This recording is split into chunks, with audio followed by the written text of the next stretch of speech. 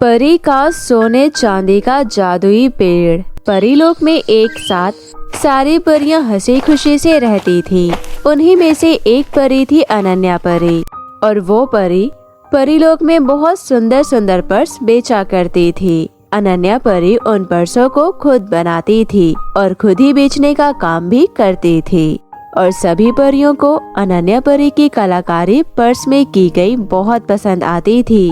एक दिन अनन्या परी की पर्स की दुकान पर एक परी आती है और कहती है, अनन्या कैसी हो तुम? मुझे आज पार्टी में जाना है।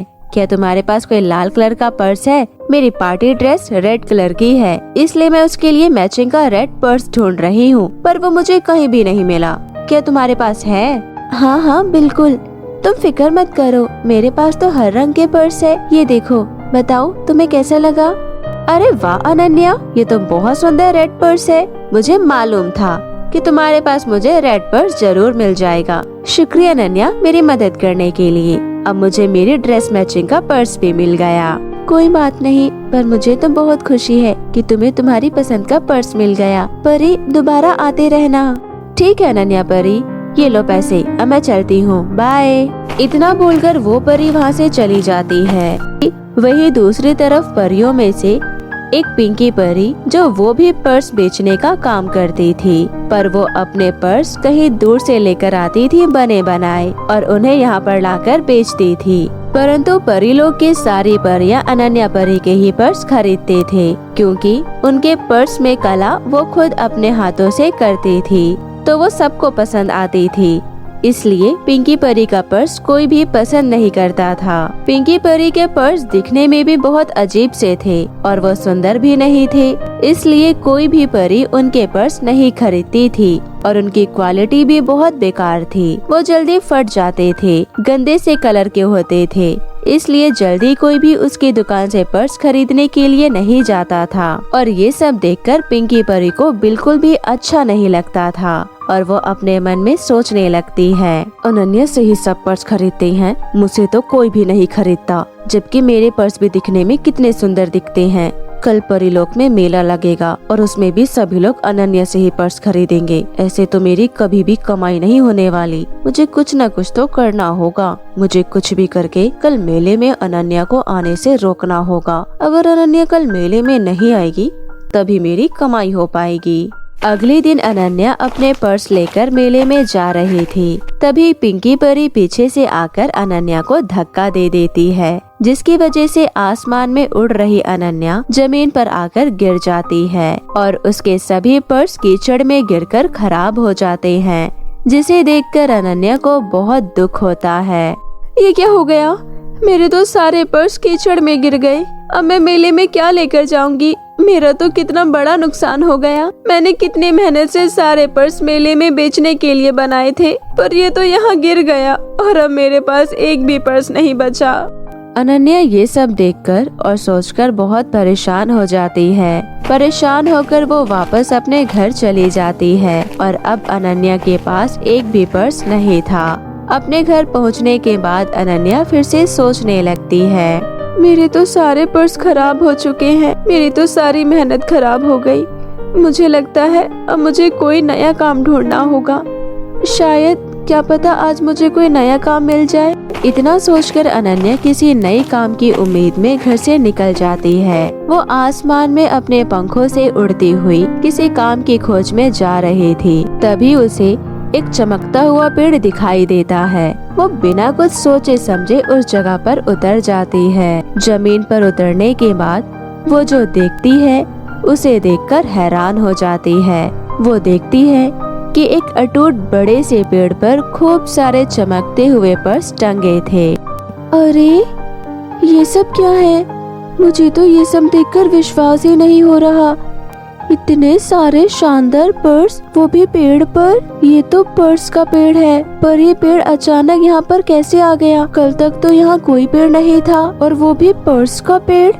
क्या पर्स का भी पेड़ होता है भला? अनन्या की सारी बातें सुनकर पेड़ अचानक से बोलने लगता है, अनन्या, मैं तुम्हारा एक जादुई पर्स का पेड़ हूँ, और यह सभी पर्स भी तुम्हारे लिए ही है। कल जो तुम्हारा पर्स यहाँ जमीन पर गिर गए थे, वह एक पेड़ के रूप में मुझ में समा गया, और मैं एक जादुई पर्स का पेड़ बन गया। अब तुम जितने चाहो उतने पर्स लेकर उन्हें बेच सकती हो। यह सभी पर्स तुम्हारे ही हैं। अनन्या को ये सब देखकर और सुनकर अपनी आंखों पर विश्वास नहीं होता, पर वो बहुत खुश हो जाती है और कहती है, क्या सच में ये पेड़ मेरा है? यहाँ के सभी पर्स तो बहुत सुंदर है। अब मैं यहाँ से रोज पर्स ले जाकर बेच सकूंगी। शुक्रिया जादुई पेड़। कोई बात नहीं अनन्या, मुझे तुम्हारी मदद करके बहुत खुशी हुई। कल जो तुम्हारा नुकसान हुआ था वह पूरा हो गया। अब तुम्हें खुद पर्स बनाने की कोई जरूरत नहीं है। मेरे पास एक से एक सुंदर नए डिजाइनर के पर्स हैं। तुम इन्हें ले जाकर बेच सकती हो। अब अनन्या वहाँ से सोने और चांदी के पर्स ले जाकर रोज बेचने लगती है। अब तो उसके पास और भी ज्यादा सुंदर सुंदर पर्स थे। अब तो और भी परियां उसके पास पर्स लेने आने लगती है, क्योंकि अनन्या के पर्स असली सोने और चांदी के थे, जिसे देखकर पिंकी परी को बहुत हैरानी होती है और वो बहुत नाराज होती है अपने आप से।